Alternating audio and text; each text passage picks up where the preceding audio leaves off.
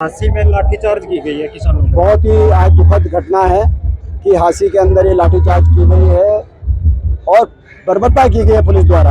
और यहाँ तक कि एसपी की एक वीडियो आ रही है, झांसी के एसपी खुद पत्थर मार रहे हैं।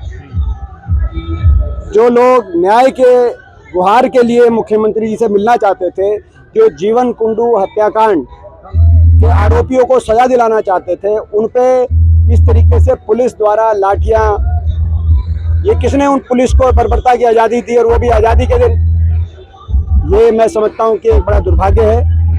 और सरकार को पहली बात तो जीवन कुंडू हत्याकांड के विषय में जो भी दोषी हों उनके खिलाफ कार्रवाई होनी चाहिए, उनको पकड़ा जाना चाहिए, गिरफ्तार किया जाना चाहिए, कानून के अनुसार कार्रवाई होनी चाहिए तुरंत, उसमें अविलंब। क्योंकि एक संशय है कि कोई सरकारी संरक्षण मिल रहा है।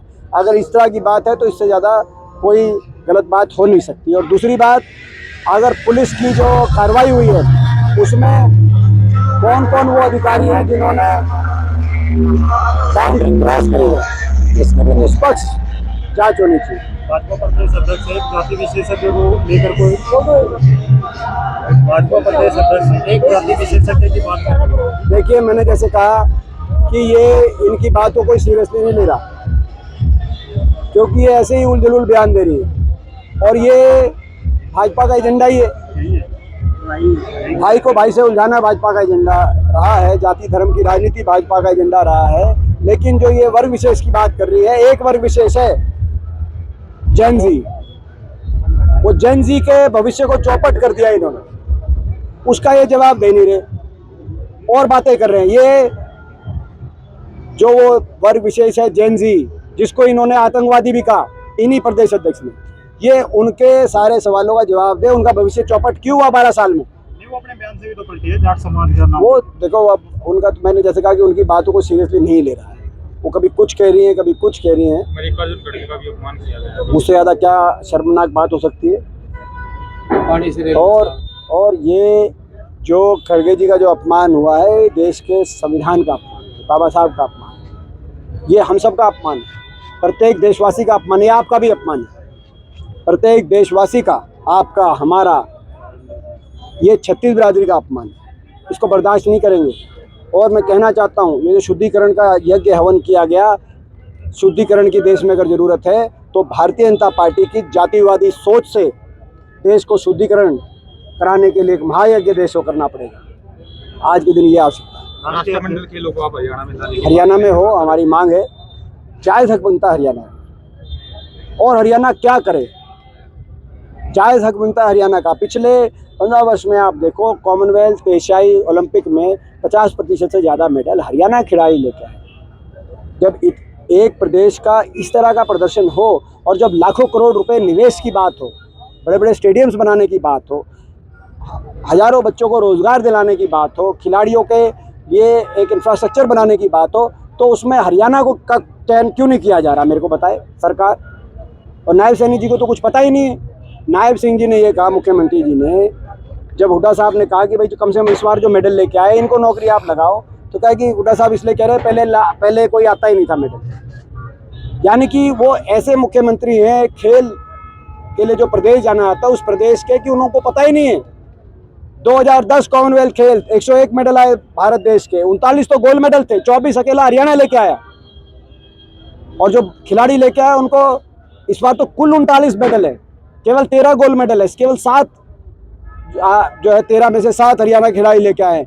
नायब सैनी जी को मैं याद दिला दूं, कह रहे हैं पिछली उस समय मेडल नहीं आते थे हुड्डा सरकार में, इसीलिए हुड्डा साहब किसी को लगाते नहीं थे और इसीलिए अभी हमें हुड्डा साहब ऐसे ही बोल रहे हैं। मैं उनको याद दिला दूं, आज से 4 गुना मेडल आते थे उस समय हर प्रतियोगिता में। और वो जो मेडलिस्ट हैं, बहुत से मेडलिस्ट इन्हीं की पार्टी में, उनकी अचीवमेंट को ये नकारने का काम कर रहे हैं। उनको माफ़ी मांगनी चाहिए। जो खिलाड़ी जो मेडल लेके आए थे, कितने खिलाड़ी मेडल लेके आए थे, उनके मेडल ही नहीं मान रही है। योगेश्वर दत्त जी का मेडल आया, उनको लगाने का काम किया गया। बबीता फोगाट जी का मेडल आया, वो भी बीजेपी में, उनको भी लगाने का काम किया गया।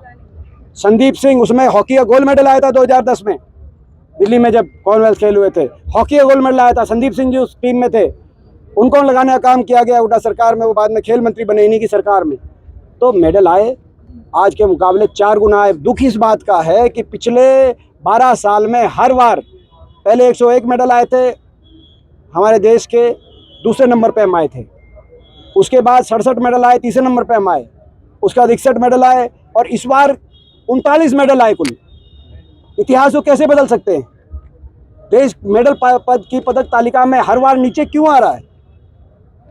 इसका जवाब तो ये होना चाहिए, लेकिन क्योंकि मीडिया इनके अनुसार चलती है तो क्या। हरियाणा के मेडल आते हैं तो उन खेलों को भी कम किया गया। हाँ, वो भी का उन खेलों को, अब वो जो मेडल आते थे हमारे परंपरागत खेल थे, अब उनको हटाया जा रहा है कॉमनवेल्थ से। कुश्ती हटा दी, इस बार कुश्ती का खेल ही नहीं कराया गया। और भारत सरकार जो है अब, तो ये मैं समझता हूँ कि ये अच्छा नहीं है। मैंने जैसे कहा कि हरियाणा में खेल मंत्रालय में वो 2019 से चिड़ी बल्ला भी नहीं खरीदी गई। ये स्थिति है। आपने देखा लाखन माजरा में क्या हुआ।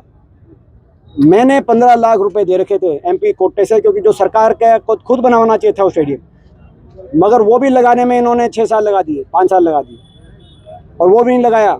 चक्कर कटाए गए गांव वालों के भी, मेरे भी। और उसके बाद जो भारतीय बास्केटबॉल टीम में हमारा हार्दिक राठी प्लेयर था, 5 की प्लेयर टीम होती है बास्केटबॉल की, भारत देश की, उस टीम में जो 5 में हमारा राष्ट्रीय प्लेयर था, वो पोल गिरने से उसकी डेथ हुई, स्वर्गवास हुआ। आपने देखा इन लोगों को तब भी कोई दया का भाव नहीं आया। ये स्थिति है सरकार की। आप खुद अंदाज़ा लगाओ। स्टेडियम्स जो इतने बनाए गए थे उस समय, राजीव गांधी खेल स्टेडियम बनाए गए थे हर ब्लॉक स्तर पर, आज किसी किसी गांव में तो कमेटी बना के उन खेल स्टेडियम्स का अच्छा रखरखाव किया गया, लेकिन सरकार की तरफ से कुछ नहीं। कितने स्टेडियम्स आज दुर्दशा का शिकार हो गए इस 12 साल में, मेरे को बताने की जरूरत नहीं है।